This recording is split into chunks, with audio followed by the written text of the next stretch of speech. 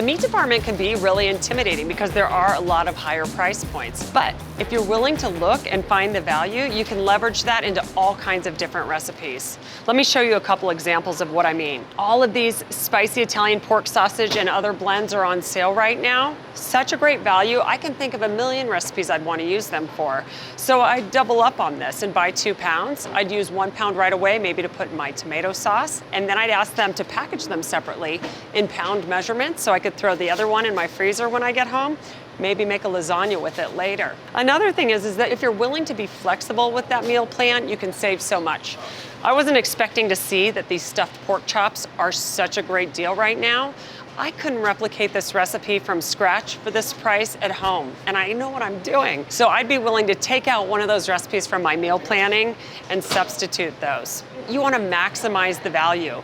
You can do that by checking the apps, checking the circulars, or if you've walked into the store, even if you've had your plan and you see these great values, take advantage of them and be flexible.